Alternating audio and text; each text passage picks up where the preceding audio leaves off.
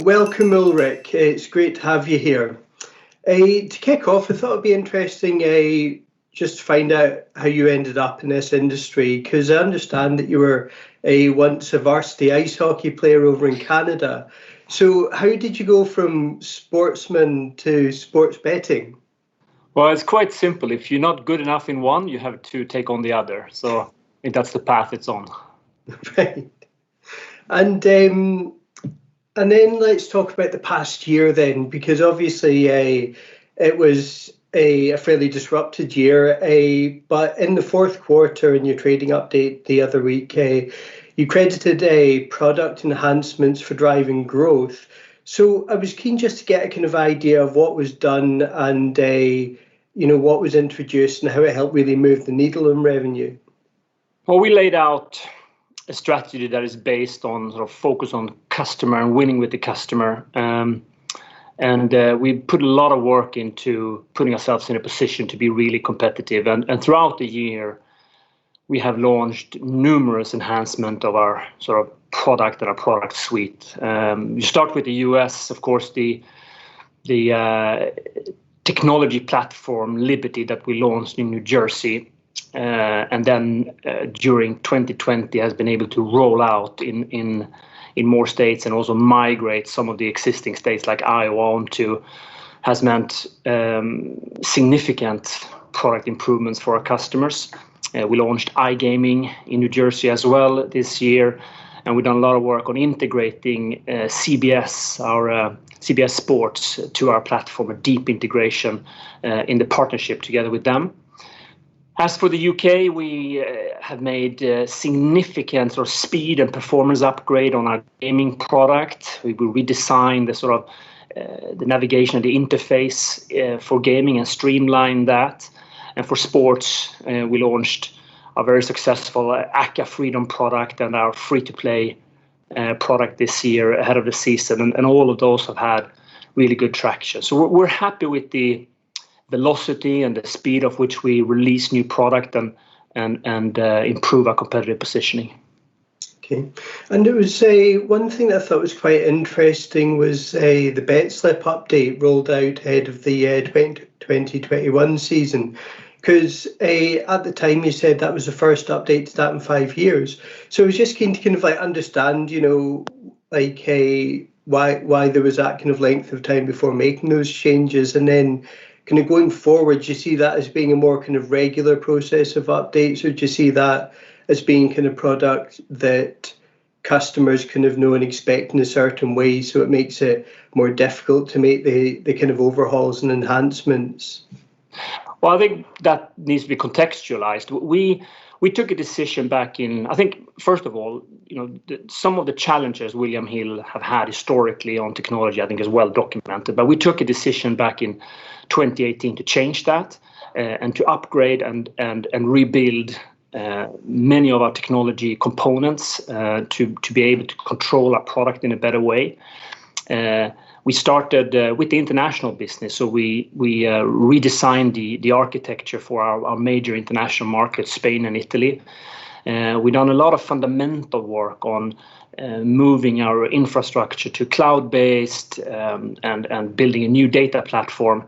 And this year we came to the UK and we rebuilt the front-end architecture through the bet slip for the UK market. So it's not the first major upgrade as a company in that time. It's more that this was now the first major upgrade in the UK. But there will be more to come, and we're quite excited about sort of the trajectory and the plans we have for continuously upgrading our technology. Okay, and then in terms of making these kind of changes and updates, is it a process of, do you look at it, as you said, kind of market by market? Is that how you kind of go through it? Well, we are aiming at a target architecture and target technology, but the legacy we carry and the way it's been built historically didn't allow for that upfront. So we are now slowly moving on common components for as many markets as possible. And we built during the last couple of years our own betting engine that is now live in the US. And that will form part of our new full end-to-end proprietary platform where all components are William Hill built and owned, which we will launch in a handful of markets during this year. So it is morphing towards one sort of global architecture, if you will, but we have to take some fundamental steps first before we get there. Of course, and with these kind of plans and having that roadmap, I mean, do you find that subject to change a lot? You know, as technology kind of updates and consumer habits change. I mean, how does that, like, for example, the plan you start with, you know, it's like how much does that ultimately differ from what you end up with a few years down the line? You know, do you find it's kind of changed beyond all recognition from what you set out to do? No, I think, like I said, back in 2018, we set out where we wanted to be broadly. And of course, some of the components of that and some of the decision making in that has changed. But I think we had a pretty good view, and we are moving at pace towards that destination or target. Obviously, market conditions and what technology allows us to do changes over time. But I think, you know, in terms of overall and broadly, our target is pretty fixed. Okay. And then just some safer gambling, because that's obviously a particular focus for the industry. I mean, I think it kind of always was, but now it's more at the forefront of the conversation. And I was keen to find out what William Hill is doing in this regard, you know, how it's kind of harnessing the kind of technology and the existing data to better kind of understand and track their customers. Well, I think it's important to recognize, and I always keep saying this, that the industry has come a long way in the last 4 or 5 years, and things that happened back, 2010 and onwards probably couldn't happen today because technology have evolved. But I think more than anything, responsible gambling is about data these days. The requirements on us to screen and monitor customers are very different than they used to be, and we take that job very seriously. Obviously, we're not FCA regulators, so we don't have access to personal financial information the way banks have for sort of screening on affordability. But we do have many data sources when it comes to crime register, payment methods, age verification, KYC, etc., etc. So all of this play part in that, and looking forward, I think the more data, the richer data we can have, the better we will be able to protect our players and screen new customers. Okay, and then moving on to the acquisition of Mr. Green, because that was obviously quite interesting in that feels like for the first time William Hill's becoming a multi-brand operator, and obviously you've got some kind of pedigree and, you know, kind of like working, you know, overseeing a business that has that kind of multi-brand approach. So, I mean, what are the kind of, so how are you kind of making sure that all works efficiently? You know, every site has its own kind of distinct look and feel, but how are you making sure that is kind of underpinned by the, you know, the kind of the core platform that you're in the process of rolling out, and, you know, it's basically done in a way that can drive revenue without kind of increasing costs? Most companies in our industry these days run some sort of multi-brand strategy, I think, and it's proven that, you know, as markets develops, it gives you another way to address segments and customers and markets that your main brand won't be able to reach. So it is quite beneficial for us to be able to target our markets a little bit more granular with various brands. And for us, it's pretty straightforward. We have obviously the sportsbook legacy brand and all the history that comes with William Hill and our experience from sports betting. And of course, the incredible gaming and casino experience that Mr. Green brings to the table is a very different angle to the market. So we are very happy with that portfolio of brands.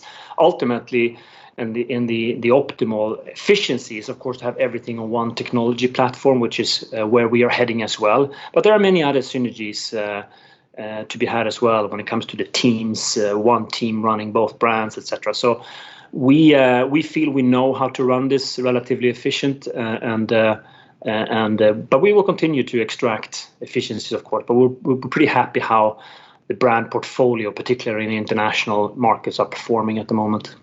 Okay. And then retail.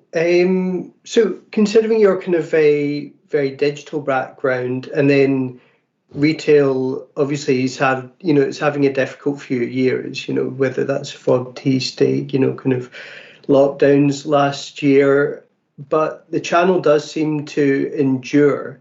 So, I mean, what are your thoughts on this? Do you see retail as playing an important part in William Hill's sort of kind of ecosystem, I suppose, going forward, and how you kind of like leverage technology to kind of make this happen, to create that kind of unified, or, to use the buzzword, the omni-channel experience?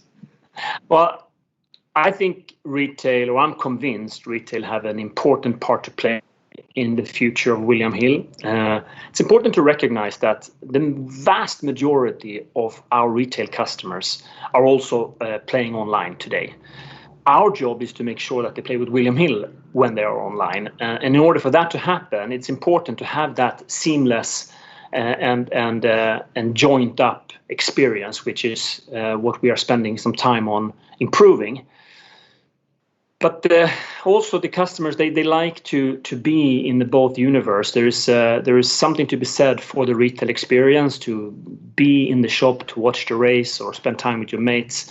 And other times the online experience is a better fit. So for some customer groups, retail have definitely a role to play in the future.